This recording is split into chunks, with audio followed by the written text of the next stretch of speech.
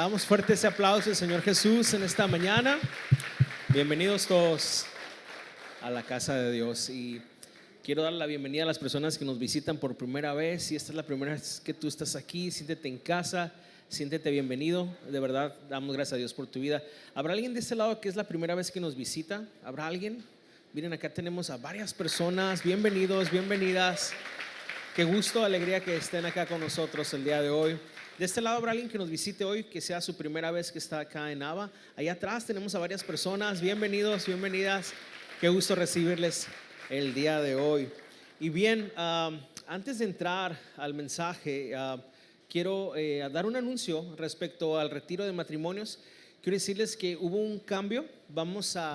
Ya no va a ser el retiro de matrimonios en Rosarito. Vimos algunas necesidades y se cambió para aquí, para la ciudad. Va a ser un seminario para matrimonios el noviembre 8 y noviembre 9. Va a ser un costo solamente de 600 pesos por matrimonio. Incluye la comida del sábado, conferencias y coffee break. Y los mismos invitados que iban a estar allá en Rosarito van a estar aquí con nosotros. Solamente cambiamos la ubicación. La verdad es que también por amor a muchas parejas que no podían hacer el viaje hacia allá, que tienen niños pequeños, etcétera. Entonces, pensando mucho más en la congregación, decidimos cambiarlo de Rosarito aquí a Mexicali. Quedan las mismas fechas, que son noviembre 8 y noviembre 9. Si tú quieres más información o inclusive ya apuntarte, puedes pasar al lobby al final de la reunión y registrarte ahí en el lobby, ¿ok? Así que yo estoy contento por eso, porque creo que más matrimonios van a poder asistir y creo que va a ser un tiempo de mucha bendición y de gozo también. Va a estar muy padre. Y bien, como ya lo decía ahorita la hermana Paola, esta es la primera vez que tenemos 4 reuniones. Estoy muy contento, emocionado. De verdad, quiero explicarles el por qué tomamos la decisión de hacer 4 reuniones, y es meramente por una cuestión de espacio y de seguridad, ¿sí? Tanto de los niños como de las personas que asisten. Habíamos estado teniendo ya reuniones pero muy llenas, y no nos daban los espacios suficientes en las salidas de emergencia, en los pasillos, inclusive para que los niños subieran a las clases. Entonces, viendo este tema también de estacionamiento, decidimos estirarnos un poquito más el equipo de servidores, lo cual yo quiero que les demos un aplauso, de verdad. Gracias a todo el equipo de servidores, de maestros, de maestras, de personas que están aquí desde bien temprano, al equipo de alabanza. Ellos están aquí desde las 7, 8 de la mañana. Y todo lo hacen porque sirven a Dios y sirven a la iglesia, y ese es el corazón de un siervo de Dios. Y doy gracias por todo el equipo que Dios ha levantado en casa. Y sí, son 4 reuniones. Me preguntaban, ¿no va a ser cansado? Pues a lo mejor va a ser un poquito más cansado, pero cuando lo hacemos para el Señor y vemos el fruto de eso, nuestro corazón se llena de gozo. Así que damos muchas gracias a Dios de este primer domingo de 4 reuniones. Y bien, también estoy bien contento porque tengo 2 meses que no predico y hoy me toca predicar.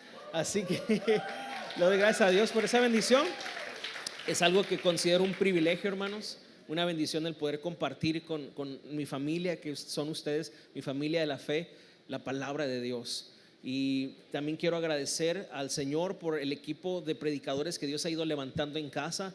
Creo que hemos sido bendecidos al escuchar a varios hermanos exponer la palabra y cómo ellos fielmente lo han hecho, y yo quiero darle gracias a Dios por la vida de cada uno. Estoy seguro que el Señor va a seguir levantando a más personas para predicar su palabra.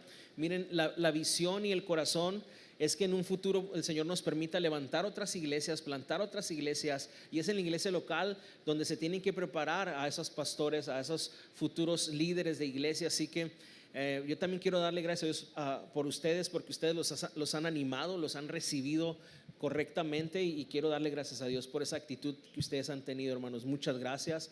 Creo que cuando tenemos una mentalidad de reino debemos de pensar así, ¿sí? No se trata solamente de una iglesia local, se trata de que Mexicali conozca a Cristo, ¿sí? Y para eso tenemos que preparar a más obreros y tenemos que enviar obreros, y vuelvo a repetir, la iglesia local es el espacio donde eso se prepara. Así que sigamos orando también por eso, ¿ok? ¿Qué les parece si leemos lo que hoy nos toca meditar y escuchar? Está en Mateo capítulo 7. Hemos estado ya por varias semanas hablando del Sermón del Monte, y quiero decirte que desde que tengo uso de memoria estoy en una iglesia cristiana. Prácticamente nací en una silla, en una banca de una iglesia, Y te tengo que confesar algo, nunca había disfrutado tanto el Sermón del Monte.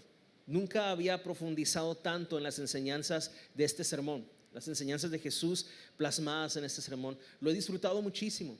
Cada predicación, cada sermón ha sido sumamente provechoso y rico. Yo espero que tú tengas esa misma experiencia. Por eso, si se te pasó algún sermón o no sé, a lo mejor estabas distraído un día o fueron de los días que estaba haciendo un montón de calor y no sabías si darle vuelta a la página o quitarte el sudor, ve a YouTube, ahí están todas las predicaciones para que tú con detención puedas escuchar el mensaje. Y créeme, es muy especial ver a Cristo, la belleza de Jesús en su palabra.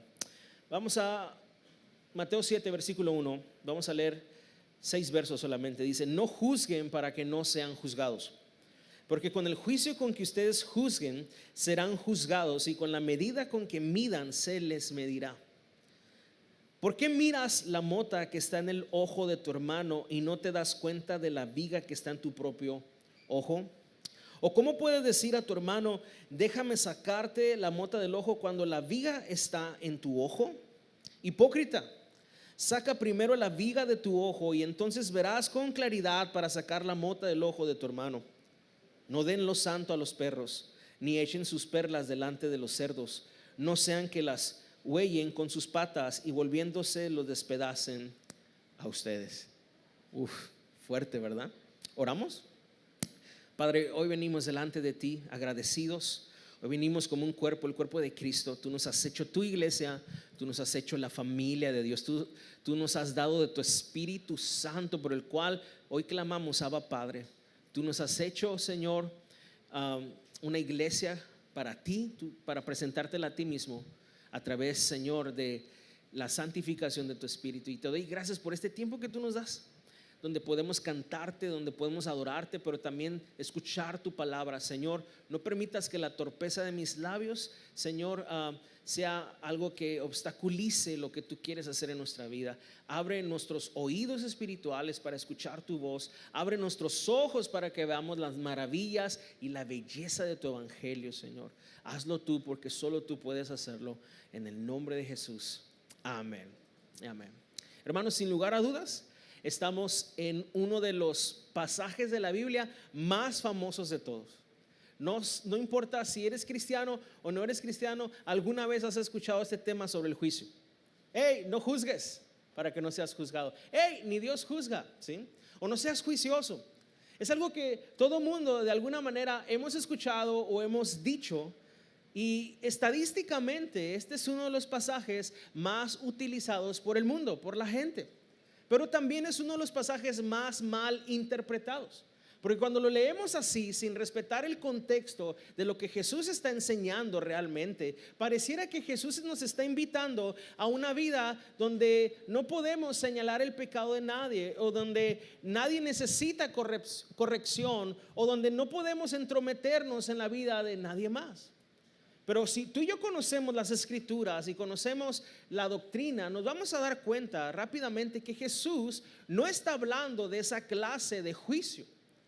Jesús está hablando de una clase de juicio que los fariseos y los escribas practicaban. Quiero recordarte que cuando Jesús está hablando en el Sermón del Monte, Él tiene dos audiencias por lo menos. Por un lado tiene a sus discípulos, los cuales seguían sus enseñanzas, los cuales tenían una comunión con Él, y por otro lado estaban las multitudes. Y dentro de esa multitud había una mezcla de todo. Había gente que solamente se acercaba para juzgar a Jesús, y otra gente estaba ahí para que Jesús le diera de comer. Había una multitud, no sabemos exactamente cuántos, pero la Biblia dice que había una multitud muy grande. No perdamos de vista esto, porque es importante, como te vuelvo a repetir, este es uno de los pasajes de la Biblia más mal interpretados de todos. Mira, si tú estuviste el domingo pasado o antepasado, estuvimos estudiando Mateo 6. Y en Mateo 6 Jesús está hablando en referencia a cuestiones íntimas, cuestiones entre Dios y tú, o entre Dios y los discípulos. Él les habla de la oración y les dice: tú cuando ores no seas como precisamente estos fariseos y estos hipócritas que aman orar públicamente para que la gente les aplauda y les reconozca y digan: qué espiritual eso. No, Jesús dice: ustedes oren en lo secreto y su Padre que está en lo secreto les recompensará en público. Jesús está hablando de una vida devocional e íntima. Les habla de cómo debemos de ser generosos y hacerlo en lo secreto. Les habla de cómo debemos de ayunar y hacerlo en lo secreto. Después les habla el Padre Nuestro y les enseña cómo orar. Después también les enseña acerca del dinero. Le dice, donde está tu corazón, ahí está tu tesoro. Pero es algo muy personal, ¿sabes? Entre tú y el Señor. El domingo pasado Ezequiel nos hablaba acerca de la ansiedad y fue un excelente mensaje que todos necesitábamos escuchar. Y Jesús ahí está abordando ese tema de nadie puede servir a dos señores. Jesús está abordando ese tema de el que es un verdadero hijo del reino, alguien que es un discípulo de Jesús, busca primeramente el reino de Dios y su justicia, y como consecuencia todas estas cosas que él necesita les son añadidas. Pero ahora que vamos al capítulo 7 que acabamos de leer, Jesús ya no está hablando de la vida íntima y en relación con Dios. Ahora Jesús está hablando de un tema en relación con las personas. Ahora Jesús está hablando de relaciones interpersonales, la manera en la que tú y yo miramos a las personas, la manera en la que tú y yo vemos el pecado de los demás o la vida de los otros, e inclusive en el cómo nos vemos a nosotros mismos. Ahora, todo esto tiene una conexión, pero definitivamente Jesús está tocando un tema distinto. Hermanos, el Evangelio siempre va a transformar la manera en la que tú y yo miramos a Dios, la manera en la que tú y yo nos miramos a nosotros mismos y la manera en la que miramos a los demás. Y prácticamente esta idea la vamos a ir desglosando durante todo este sermón. Solamente quiero darte un poquito de contexto. Los fariseos y los escribas del tiempo de Jesús lo que habían hecho era construir su propia religión. Ellos habían creado un propio sistema de reglas y de moral, que todo aquel que no se atañía a ese sistema moral de reglas humanas quedaba totalmente descartado y condenado. Cuando Jesús dice no juzguen, la palabra juicio aquí habla de un juicio definitivo, de una condenación, de un juicio desmedido, egoísta, fariseico y religioso, que no considera las evidencias, que no considera ningún factor, es más, que pretende conocer el pensamiento y el corazón de las personas. Los fariseos, vuelvo a repetir, de ese tiempo habían construido su propio sistema de valores y habían hecho la ley de Dios a un lado y habían puesto su sistema por encima de la palabra de Dios. Es por eso que Jesús es en este mismo sermón del monte. Él dice, ustedes han escuchado esto, pero yo les digo esta otra cosa. Ustedes han escuchado esto, pero la verdad es esta. Justamente porque estos fariseos habían estado poniendo por encima su sistema religioso que lo que verdaderamente la palabra, la ley de Dios dice y expresa. Y Jesús trae la correcta interpretación. Ahora, quizá hasta este momento tú y yo podamos estar haciéndole así, ay, estos fariseos, qué tremendos, ¿verdad? Pero la realidad de las cosas, hermanos, es que cada vez que nosotros tenemos el deseo de autojustificarnos, lo que hacemos es señalar el pecado de los demás. La realidad de las cosas es que toda aquella persona que construye su propio sistema de valor y alguien no se atañe a eso, alguien es diferente a eso o no me gusta, tendemos a señalar a la persona.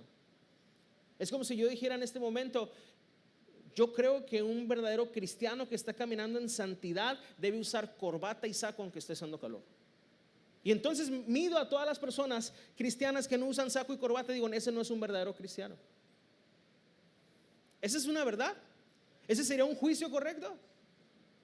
Sería un sistema de valores que yo he creado, un mandamiento propio que yo he creado, porque no encuentro en la Biblia ningún argumento, ningún indicio de que eso sea pecado. Y vuelvo a repetirte, nuestro corazón corre presuroso hacia ello. Todos llevamos un fariseo dentro que debemos de matar con la palabra de Dios, que debemos de darle muerte con las escrituras. Si tú estás casado o casada, sabes más de lo que estoy hablando, porque sobre todo emitimos juicio más sobre la persona que vive más cerca de nosotros. Pero vente a la de matrimonios, ahí vamos a hablar más de eso. Entonces, Jesús no está, hermanos, diciendo que o invitándonos a una vida donde nadie tenga discernimiento, donde no puedas señalar el pecado o el error. De hecho, aquí mismo, en los mismos 6 versículos, en el verso 6 Jesús dice, no den las perlas a los cerdos, ni lo santo a los perros. Es una palabra fuerte. Al final lo vamos a explicar más, pero ¿Cómo puedes saber quiénes son tus hermanos o quiénes son cerdos y perros? Tienes que tener un discernimiento. Alguien diría, pues nomás viéndolo. No, no es cierto. ¿Ven cómo somos juiciosos? Lo que tienes que hacer es discernir. Lo que tienes que hacer es hacer un juicio justo. De hecho, Juan capítulo 7 versículo 24 dice lo siguiente, si gustas acompañarme. Juan capítulo 7 versículo 24 dice así el Señor: no juzguen por la apariencia, sino juzguen con juicio justo. Esto quiero asentarlo muy bien, porque vivimos en medio de una sociedad que predica esto, que le es muy conveniente esto. No te metas en la vida de nadie, ahí en el Facebook, no juzgues a nadie. ¿Tú quién eres para decir? Y cuando el pecado es muy evidente, o cuando la blasfemia es muy evidente, ¿sí? O sea, de hecho, no hay carta en la Biblia, hermanos, que no haga una advertencia sobre los falsos pastores, los falsos profetas, los falsos evangelistas, los falsos apóstoles. ¿Y cómo vamos a poder separar lo falso de lo verdadero? Haciendo un juicio justo. Si esto aplicara así, no juzgues a nadie, entonces no habría estas advertencias. ¿Dónde quedaría la consejería bíblica y la corrección dentro de la iglesia si este pasaje nos invitara solamente a no meternos en la vida de las personas? Pero precisamente la premisa de este mensaje es cómo es el juicio justo que deben tener los creyentes y los discípulos, y cómo es el juicio hipócrita, desmedido de los fariseos y de los que realmente no aman a Dios, sino se aman a ellos mismos. Entonces, el Señor Jesús en estos pasajes nos muestra 3 razones por las que este juicio desmedido, presuroso, religioso es pecado. Porque sí, hermanos, este tipo de juicio es pecaminoso. Y la primera razón por la que este tipo de juicio es pecaminoso es porque tiene una visión errada de quién es Dios. Cuando dice justamente, no juzguéis para que no seáis juzgados, se nos olvida que el único que pesa, mira los corazones y las intenciones del corazón, es Dios. Se nos olvida que solo Dios tiene toda autoridad y señorío, y que solo Él es el juez justo que está sentado en el trono. Cuando nosotros hacemos un juicio incorrecto, así como los fariseos, nos estamos sentando en la silla de Dios. Estamos pretendiendo o jugando a ser Dios, y hermanos, cada vez que hacemos eso es una blasfemia. Pretender ocupar el lugar de Dios es un pecado, y lamentablemente es algo que lo hacemos con mucha ligereza. Miren, quizás está más decirlo, pero hace una semana se desató un tema bien fuerte acerca de una niña que había sido presuntamente abusada en un jardín de niños. Yo soy maestro en un jardín de niños. Estábamos todos aterrorizados. Ahora ya no podemos ni abrocharle las agujetas a un niño o una niña. Hay niños de 3 años que salen del baño con su ropa abajo. Maestro, me levanta mi ropa, no me puedo abrochar. Ahora ya no podemos hacer nada, porque donde un padre de familia vea eso, nos puede acusar. Y yo no sé si ustedes vieron las redes. Yo estaba, ¿cómo le decían cosas a este tipo? Ni siquiera sabían si era culpable o no. No había evidencia, no había nada. Y la gente, ojalá te mueras en el infierno, perro. Y lo querían matar, lo querían linchar. Obviamente entiendo que cuando algo así pasa, obviamente es algo atroz, terrible. Pero ves como un juicio apresurado, un juicio sin las evidencias, un juicio donde anteponemos nuestros sentimientos, no es un juicio justo.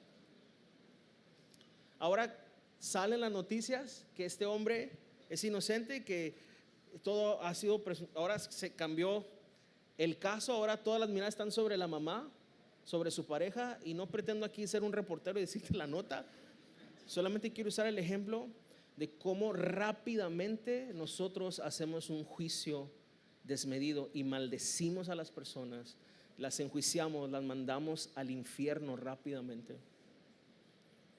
Y lo que pasa es que olvidamos que el único que tiene la autoridad para hacer eso es el Señor y no nosotros. Solamente Dios tiene esa autoridad porque Él es el juez justo, hermanos. Fíjate lo que dice Santiago capítulo 4.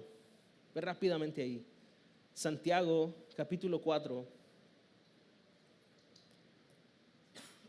versículo 11 y 12. Va a aparecer en pantalla si no traes tu Biblia. También lo voy a leer yo para que puedas seguirme. Dice: hermanos, no hablen mal los unos de los otros.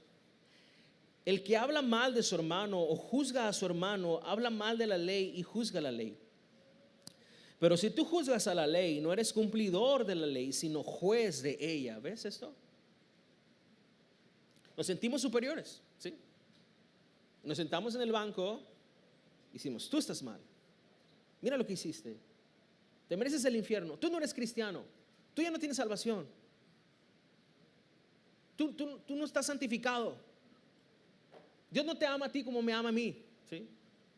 Yo soy más santo que tú. Emitimos juicios injustos. Solo hay un legislador, verso 12, y juez. ¿Cuántos hay? Cuando yo abro la Biblia y veo Apocalipsis 21 y veo el juicio del trono blanco y Juan diciendo: vi a grandes y pequeños comparecer delante del juicio del trono blanco, hay uno que está sentado ahí, que tiene la autoridad y que es el juez justo. Su nombre es Jesucristo. Dice: solo hay un legislador y juez que es poderoso para salvar y para destruir. Pero tú, ¿quién eres que juzgas a tu prójimo? Ahora, vuelvo a hacer esta observación. Este texto tampoco es una invitación a que digas: bro, tú, así como los caballos, no voltees, que no te importe que, si alguien está pecando, que no te importe tú, porque la Biblia dice: no juzgues. ¿Está diciendo eso? No. Está hablando del juicio hipercrítico, rápido, egoísta, que lo único que hace es hacerte sentir mejor que el otro. De eso está hablando de Jesús. Del espíritu legalista de los fariseos y de los escribas. No, los discípulos tienen otra manera de juzgar, con un juicio justo, con un juicio bíblico, con una intención distinta, porque aman a sus hermanos, aman a la iglesia y aman al Señor. Y hay una gran diferencia en eso, abismal. Son dos cosas completamente distintas. Una condena a la gente y se jacta de que él no es así como esa persona, como el fariseo que oraba y decía: Señor, te doy gracias porque no soy como este. Yo diezmo, oro, doy a los pobres. Ese es el espíritu de un fariseo. Critica al otro para sentirse mejor, no porque lo ama. Él no aplica Mateo 18 que dice: si tu hermano peca, ve y corrígelo, habla con él. Y si no se arrepiente, entonces trae a 2 testigos y vayan otra vez con él. Esto habla de la paciencia y del trato que tenemos con la gente.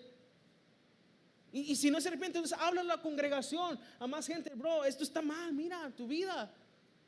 Y entonces si dice Jesús: si ni a ti, ni a los testigos, ni a la congregación, entonces trátalo como un incrédulo. No está en la fe. Si no se arrepiente, si no recibe el juicio con juicio justo, entonces es una persona que muy probablemente no está en la fe. Pero ves el proceso diferente. Alguien que apresuradamente dice: no, este ni es cristiano. Miren, lo voy a decir. No lo iba a decir, pero... Y es la que están grabando, santo Dios. Yo me juntaba con un amigo que estamos en el ministerio, dejémoslo así. ¿Saben cuál fue la razón en la que yo poco a poco tuve que separarme de esa amistad? Que yo le preguntaba: oye, ¿conoces a tal iglesia? Ah, sí, no sabe nada. Oye, fíjate que escuché: no, están bien mal esos. Oye, fíjate que conocí a fulano. No, cuidado, no, ese. A todo mundo estaba descartado. Todos los que no eran su iglesia estaban mal y eran inferiores. Y hermanos, yo caí en eso también. Y dije: creo que esto no. Porque tendemos rápidamente en nuestro corazón a hacer eso.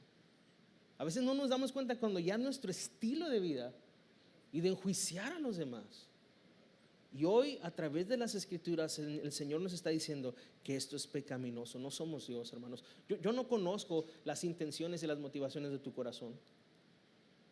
¿Sabes cuál sería el justo juicio? Lo que dice el versículo 14 y 15 de Mateo 7, cuando Jesús dice: por sus frutos los conoceréis.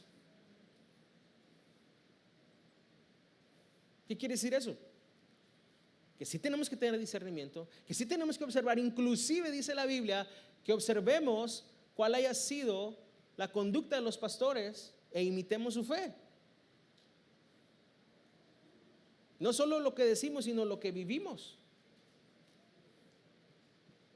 Ahora, el balance sería que Jesús no está proponiendo una policía espiritual, ¿verdad? Que dijo esto: híjole, ya subió 2 kilos más el pastor, glotonería.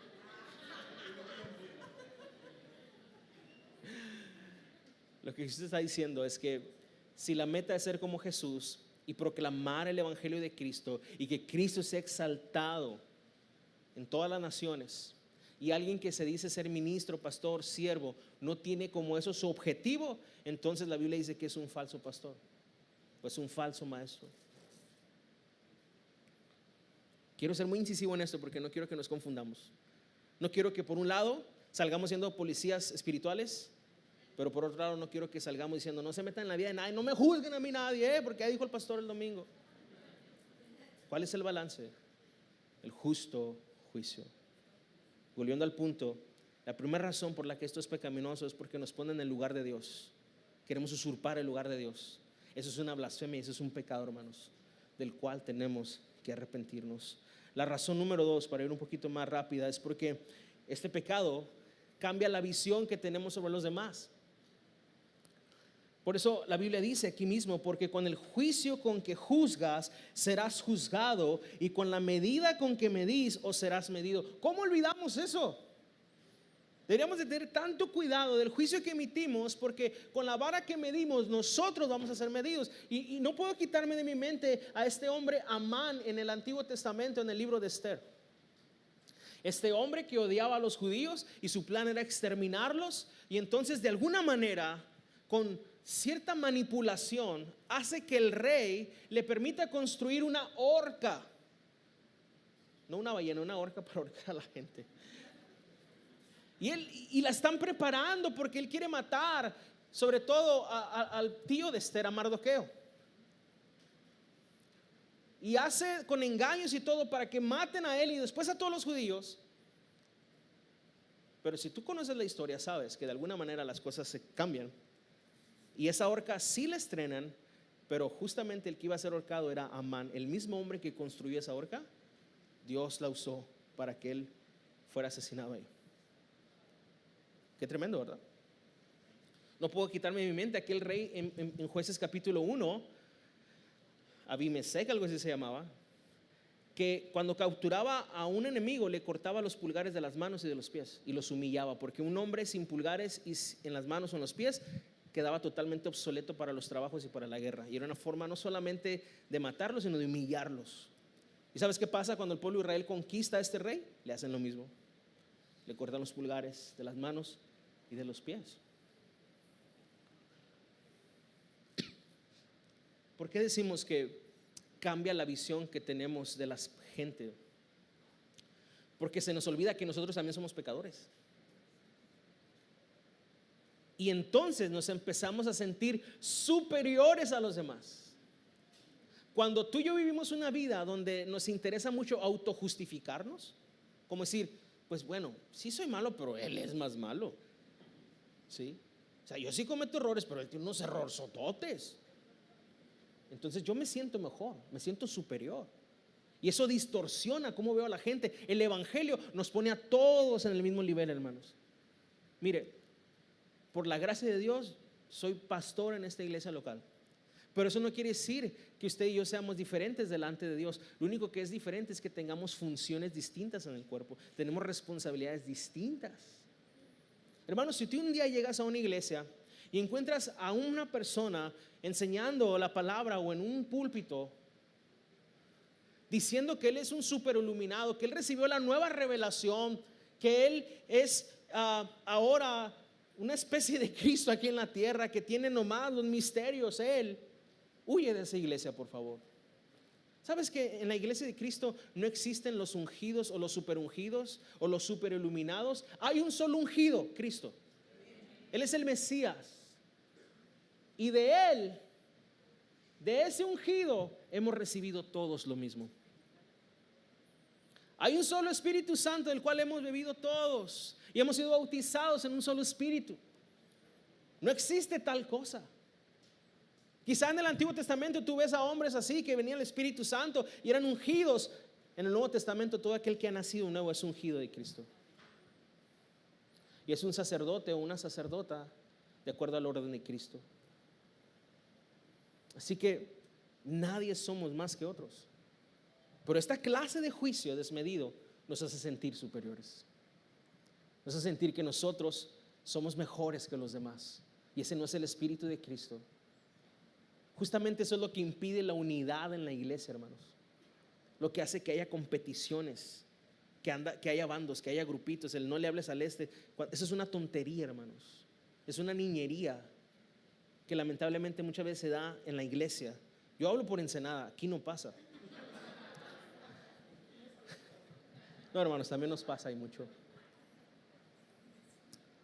Pero el deseo del Señor es que maduremos en la fe, amén. De hecho, estamos aquí para ser más como Jesús cada día, ¿no es así? Y esa es la madurez en la que vamos caminando, la catarsis, el cambio, la transformación que el Espíritu efectúa por medio del Evangelio en nosotros. Eso quiere decir que mientras más conozcamos el Evangelio y lo entendamos y nos rindamos a Cristo, menos juiciosos seremos. Más miraremos a la gente como iguales. Y tendremos cuidado de lo que decimos o del juicio que emitimos o de la condenación que lanzamos. Miren, hace también unas semanas hubo una noticia que se hizo viral en las redes acerca de un pastor que cayó en adulterio. Hermanos, yo estoy asombrado y aterrado de la velocidad con la que esa clase de noticias viajan. Ojalá el evangelio corriera así de rápido. Ojalá los cristianos fuéramos así de mesurosos y comprometidos para poner en nuestros Facebooks, en nuestras páginas tan rápido el mensaje del evangelio o dar testimonio de la fe. Es impresionante la cantidad de noticias, de artículos y dándole vuelta a lo mismo, y fotografías del hermano diciendo que hizo esto, que hizo lo otro, y que al parecer esto y que al parecer otro, y otros con una apariencia muy de piedad. Oremos por el hermano, y poniendo la foto del hermano ahí, cuando todo esto es tan doloroso para la familia, para la iglesia. Ahora, ¿significa eso que debemos ocultar el pecado? No, pero una vez que ha sido puesto el argumento, una vez que se da la disciplina de la iglesia que debe haber, porque estoy de acuerdo que mientras más influencia tengamos en el reino de Dios, más severo debe ser. Dice Santiago también, hermanos, no se apresuren muchos a ser maestros, porque recibirán más grande castigo. Pero una cosa es que se lleve a cabo una disciplina correcta, que se lleve un proceso para que haya un correcto arrepentimiento. Y otra cosa es que hagamos pedazos a alguien, que hagamos leña del árbol caído. Y que todavía con la mano que estamos señalando y diciendo este pecado y dándole vuelta, esas personas solamente estén lucrando con esas noticias, ganando likes con esas noticias. Deberíamos estar llorando como iglesia. Deberíamos estar llorando porque cuando una mano se duele todo el cuerpo. Y lo que es terrorífico es la reacción de muchos cristianos, como si estuvieran hablando de un partido de fútbol. Ah, sí, pegó que 5 años. Ah, mire, no, qué bárbaro. Deberíamos estar llorando, porque si a un hombre así, que predicó por tantos años, fue engañado por el pecado, hermanos, ¿quiénes somos nosotros? ¿No nos podrá pasar lo mismo a nosotros? ¿O esto que le pasó a esta persona nos hace sentir superiores? Mira, yo ni predico, no hago eso. Algunos hasta parece que les dio gusto. Miré algunas publicaciones de gente que aparentemente en sus comentarios hasta gusto les dio, como, ay, yo sabía. Hermanos, es satánico eso. El cristiano no es aquel que no peca, sino aquel que por la gracia de Dios, Dios le da la capacidad de arrepentirse. Oremos para que el hermano sí se arrepienta. Y yo creo que está en ese proceso de arrepentimiento. El hermano confesó sus pecados y eso ha traído tantas situaciones y efectos colaterales, consecuencias que el pecado trae. Pero una cosa, vuelvo a repetir, es tratar con el pecado, con la corrección bíblica, con la disciplina de la iglesia. Y otra cosa, hermanos, es hacer juicios y decir cosas que no son. Hay comentarios en las redes donde dicen, dudamos de la salvación de este hermano, dudamos que se haya nacido nuevo. Yo digo, ¿en verdad? ¿Esa gente que está escribiendo eso no peca? ¿En verdad esa gente no ha cometido adulterio muchas veces en su mente? Esta clase de hiperjuicio nos hace tener una visión equivocada de las personas, nos nubla, se nos olvida. Y eso es el tercer punto, ¿quiénes somos? La tercera razón por la que esta clase de juicio es pecado es porque nos da una visión errada de nosotros, no nos deja ver quiénes somos. Fíjate lo que dice Jesús ahí mismo, pero en el versículo 3, Mateo capítulo 7, versículo 3.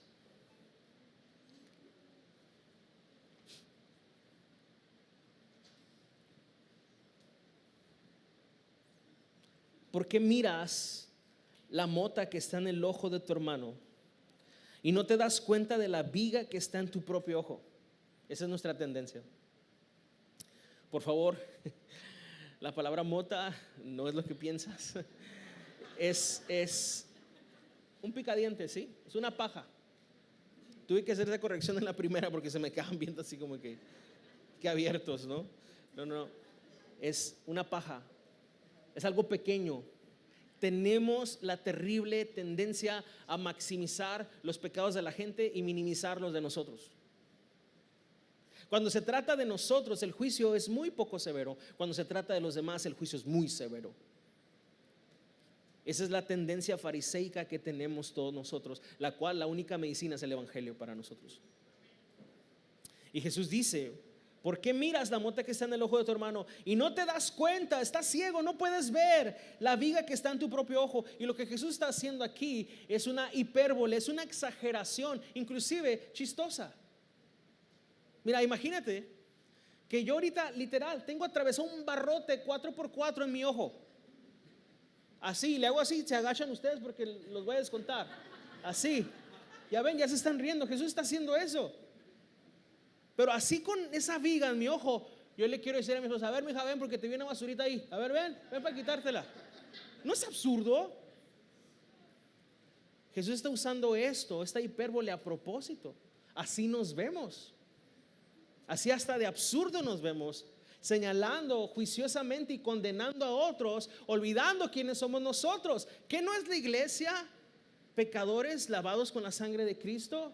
Personas que estamos en una rehabilitación porque somos sumamente egoístas y estamos en esa rehabilitación por el poder del Espíritu Santo y del Evangelio. Personas que sí tenemos una nueva naturaleza, la naturaleza del Espíritu, pero que aún dentro de nosotros está la naturaleza de la carne, la cual no nos deja hacer lo que deberíamos de hacer y luchamos todos los días contra nuestro propio pecado. ¿Acaso no es la lucha del creyente luchar contra su propio pecado? Y cuando alguien está en el proceso de sacar su propia viga, no tendrá tiempo suficiente para estar queriendo sacarle la basura a sus hermanos. El problema es ese, que no nos ocupamos de nosotros mismos, no nos examinamos a nosotros mismos. Queremos examinar a los demás, pero no nos examinamos a nosotros. Pero quiero que observes esto en el versículo siguiente, versículo 4. ¿O cómo puedes decir a tu hermano, déjame sacarte la mota del ojo cuando la viga está en tu ojo? Y es aquí donde viene esta exhortación tan fuerte de Jesús. Hipócrita. Qué fuerte eso. Hipócrita, alguien que actúa, alguien que simula, alguien que se quiere hacer lo que no es. Hermanos, ¿Cómo caemos en eso? Yo primeramente. Si lo reconocemos, muchas veces no lo decimos, pero lo pensamos. Tendemos a minimizar a la gente porque no es como nuestro estándar lo dice y rápido emitimos un juicio. Dios nos perdone y nos ayude. Déjame sacarte la mota del ojo cuando la viga está en tu ojo. Hipócrita, saca primero la viga de tu ojo. Observa esto, Jesús no está diciendo que no ayudes a tu hermano con su basurita. Jesús está diciendo que primero tú pases por el proceso doloroso de sacarte la viga de tu propio ojo. Porque hermanos, volvamos a la imagen. Imagínate que yo estoy aquí sacándome la viga del ojo. Qué doloroso es. Qué doloroso es ver tu propio pecado, ver tus propios errores, ver tu propia fragilidad, tu propia debilidad, tu propia inconstancia, tu propia rebeldía, de cómo luchas, inclusive hasta para leer la Biblia, hasta para orar. Y queremos sentirnos superiores de los demás cuando a veces llegamos aquí y ni siquiera hemos orado por meses. Sacarnos la viga del ojo es el proceso que los discípulos viven. Si tú eres un discípulo de Jesús, tú estás en ese proceso. Esa es la santificación. La obra del Espíritu en nosotros consiste en que crezcamos en nuestra conciencia de quién es el Señor tan santo, sublime y glorioso, pero al mismo tiempo crezcas en conocer qué tan pecador eres. Estas dos cosas convergen en la vida de un creyente. Veo qué tan grande es Dios y santo, y veo qué tan pecador y frágil soy. Y eso me lleva a necesitar cada día a mi Salvador, a Cristo. Eso me lleva a ver la belleza del Evangelio, a vivir en una dependencia de Él, en una humildad. Por eso Jesús comenzó diciendo: bienaventurados los pobres en espíritu. ¿Quiénes son los que reconocen su condición espiritual? Los pobres en espíritu son los mismos del proceso de la viga. El que se está sacando la viga está creciendo en su conciencia de quién es Él y tratando con Él mismo, con la ayuda del Evangelio y el poder del Espíritu Santo.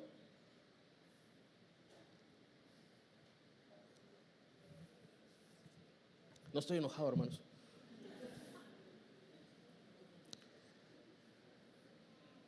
Este proceso de la viga, vuelvo a repetirte, solamente se puede llevar a cabo por medio del Evangelio, en el poder del Espíritu Santo. Y es el proceso de los discípulos. Por eso Jesús dice: y entonces verás con claridad. Una vez que tú tratas con tu propio pecado y con las consecuencias de él, una vez que te das cuenta qué tanto daño hace el pecado a ti y a tu familia, entonces vas a ver con claridad la basurita del hermano. Entonces tu visión se va a aclarar para emitir un juicio justo. Y será un juicio diferente, no para condenar. Será el juicio como de la Biblia que dice en Gálatas capítulo 6 versículo 1. Vamos a ir rápidamente. Gálatas capítulo 6 versículo 1. Hermanos, dice: aun si alguno es sorprendido en alguna falta, ustedes que son espirituales, restáurenlo en espíritu de mansedumbre, mirándote a ti mismo, no sea que tú también seas tentado.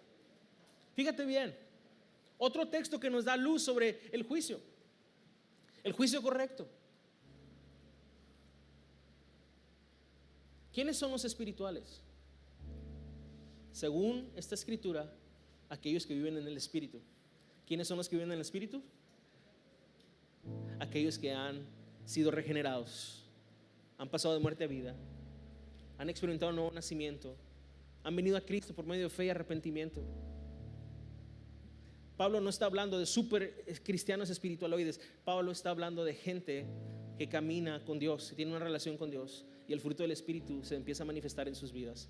En otras palabras, todo cristiano fiel, todo cristiano verdadero está capacitado para restaurar a un hermano. Ahora, no quiere decir que eso no podamos crecer en conocer más y ser más capacitados. Pero si tienes a Cristo, amas a Cristo y el Espíritu Santo está en ti, obviamente, tú puedes ayudar a un hermano a levantarse.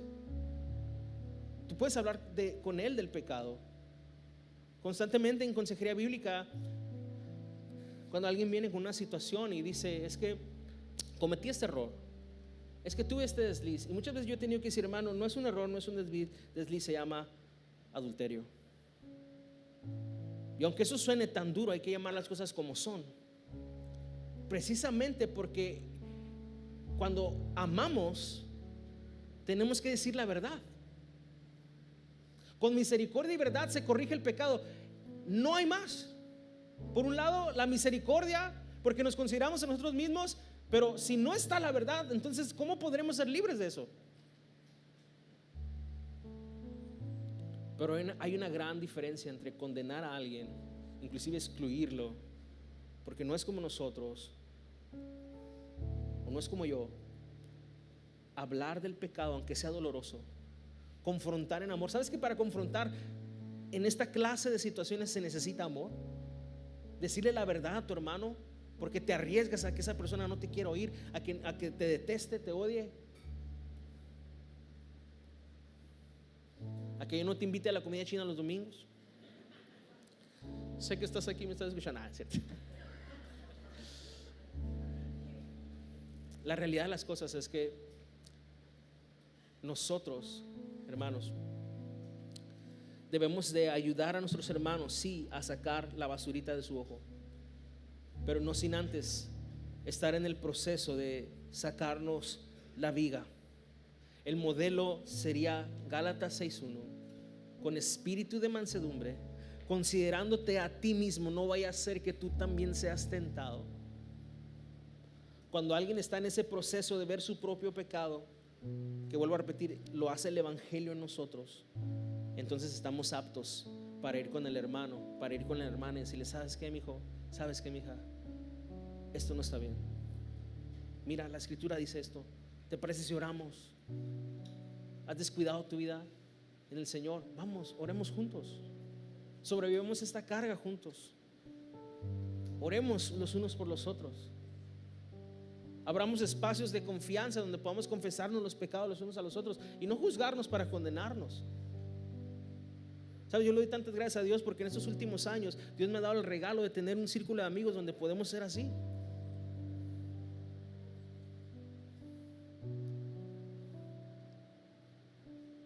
La iglesia es el lugar ideal para eso. La iglesia es el espacio para eso. La iglesia es donde en unidad del Espíritu y siguiendo la verdad en amor crecemos todos. Nos vamos santificando. Ningún cristiano puede llegar a la madurez sin la ayuda de sus hermanos. Dios los puso ahí. Algunos te elijan y otros son como un manto suavecito, pero los dos son necesarios. Si tú nomás quieres el manto, hermano, estás centrado en ti mismo. Tú y yo sabemos que las medicinas más amargas a veces son las que más efecto producen en nosotros. A mis hijos cuando se enferman preguntan, ¿es el Motrin o es otra cosa? Porque los que tienen hijos saben que el Motrin hasta te lo toma así de, ¿qué estás tomando? ¿Motrin? ¿Ah? Así como que sabe bien rico, ¿no? Motrin con hielo, porque está rico, sabe a cereza, ¿sí? Haz de cuenta que es un dulce y de hecho está bien azucarado. Que estaban muy serios, hermanos. Pero de repente vamos al doctor y dice, ¿sabes qué? Amoxicilina. Esa cosa es tan amarga. Yo la he tenido que probar varias veces para dársela a mis hijos. Y es una cosa tan amarga que antes yo le decía a mis hijos, qué exagerados son. Pero cuando pruebo aquella cosa digo, Señor, le tapo la nariz en tu nombre. Pero ¿sabes qué? ¿Cómo funciona la amoxicilina? Un antibiótico. Quita las infecciones. Y a veces nosotros en nuestra inmadurez, hermanos, y lo digo con mucho amor, queremos nomás a los que nos soban la espalda. Y si alguien nos dice del pecado, decimos, no juzgues. Está fuera de contexto. Debes de amar lo suficiente para poder decirle a un hermano la verdad. Pero lo haces considerándote a ti mismo, porque tú estás en el mismo proceso, quizá con otro pecado. Ahora, vamos al verso 6, porque algunos están así, sí, pastor, sí, ya, pero ¿qué pasa con los cerdos y los perros? Ya díganos, ¿no? ¿Quiénes son? ¿No? Porque es una palabra fuerte, ¿sí? Verso 6 dice, en Mateo, regresamos a Mateo,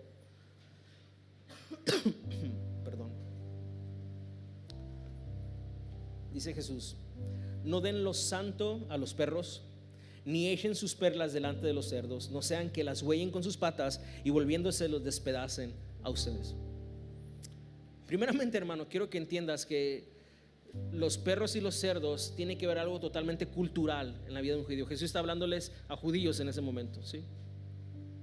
Todavía su ministerio de los gentiles no comenzaba, está hablando a los judíos. Un perro y un cerdo para los judíos eran animales inmundos que no se tocaban, que no se comían.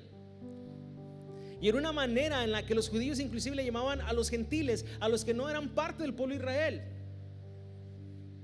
Entonces, tomando como referencia a esto, a lo que también Pedro dice en una de sus cartas, él dice que, digo, esto parece un refrán, pero es un texto bíblico. Dice: la puerca lavada vuelve al lodo y el perro vuelve a su vómito.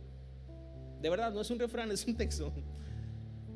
Y lo que está diciendo Pedro es que una puerca que vuelve al lodo, lo único que está manifestando es su propia naturaleza, ¿sí? Un perro que se come su vómito, eso hacen, ¿sí? Los perros comen su vómito. Y lo que Pedro está haciendo acá es apuntando a personas que no realmente nacieron de nuevo, no son regeneradas. Aunque por un tiempo tuvieron un comportamiento como cristianos, tarde que temprano su propia naturaleza los lleva a regresar a lo que tiene su identidad. Sé que es palabras duras, hermanos, pero eso dice la Biblia. Y Jesús usó otra vez estas dos figuras de el perro y los cerdos, refiriéndose a personas que son hostiles al evangelio. Porque miren, el evangelio es para todos, hay que predicarles a todos. Todos necesitamos el evangelio. Pero cuando tú tratas de corregir el pecado de una persona que es incrédulo y hostil al evangelio, yo no sé si tú has intentado eso. Inclusive me atrevería a aplicar esto dentro de la iglesia. Cuando tú con mucho amor vas y le dices: hermano, mira, y la gente te dice: ¿qué le importa a usted? No se meta en mi vida. Me ha pasado. Y luego después: eso me pasa por metiche, ¿no es cierto? Pero me ha pasado. O con gente que desde esa vez ya no te ven igual. Tú ayunaste, oraste, le pediste al Señor una respuesta, lo soñaste y fuiste bien convencido y salió que ahora tú eres el malo. Esas cosas también pasan. Yo sé que es una expresión dura esto, pero Jesús dice: no den lo santo a los perros, ni echen sus perlas delante de los cerdos, no sea que las huellen con sus patas y volviéndose los despedacen a ustedes. Hay que tener discernimiento de aquel que es hermano y recibe la corrección en amor. Aquel que ama a Cristo y por la obra de Cristo, del Espíritu de Dios en él, puede ver su pecado también y arrepentirse. De aquel que es hostil al evangelio y se niega a recibirlo y vive centrado en sí mismo, por más que tú le digas, esa persona está cerrada. Quiero terminar con eso, especialmente ahorita a la iglesia directamente.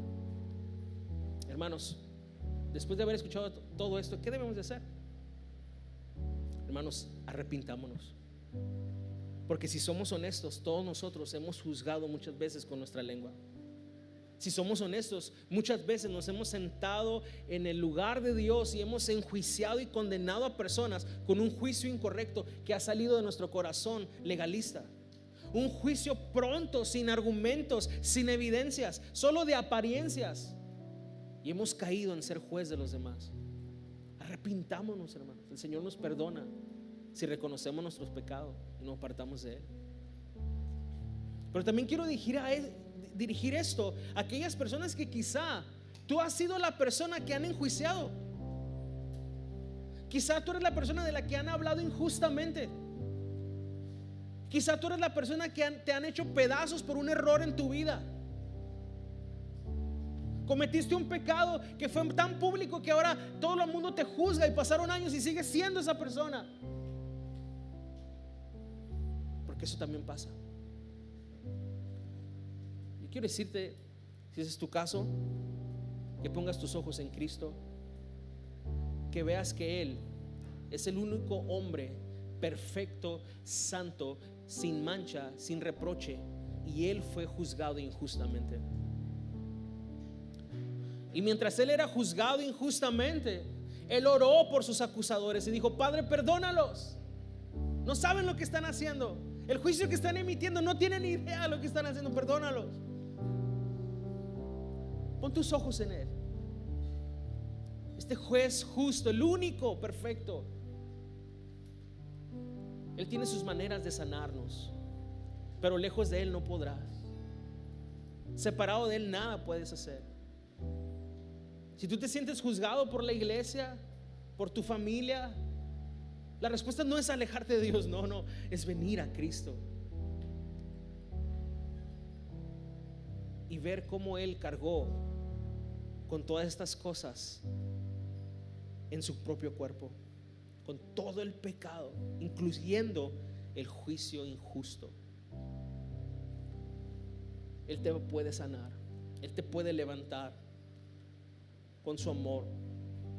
Quiero por último dirigirme a las personas que aún no han recibido al Señor en su vida, que aún no han entregado su vida al Señor, que Cristo aún no es el Señor de sus vidas, que aún no han puesto su confianza y su fe en Cristo.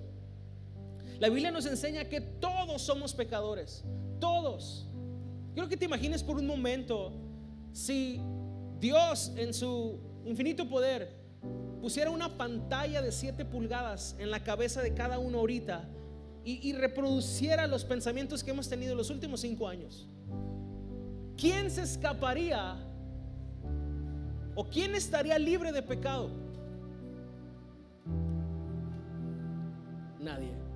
Y eso es justamente lo que la Biblia dice: todos nos descarriamos como ovejas, todos hemos pecado y estamos destituidos de la gloria de Dios.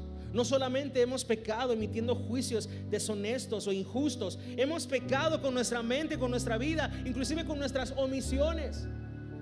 Pero la buena noticia es que Jesús no vino a este mundo a condenar este mundo, sino para que el mundo fuese salvado por Él. Por eso la Biblia también enseña que Dios amó tanto este mundo que dio a su único Hijo, para que todo aquel que pone su fe en Él, que pone su fe en Jesús, que puede creer que Jesús es el sustituto en la cruz. Yo debería estar ahí por mi pecado, por mi culpa, pero Jesús dijo: yo tomo tu lugar.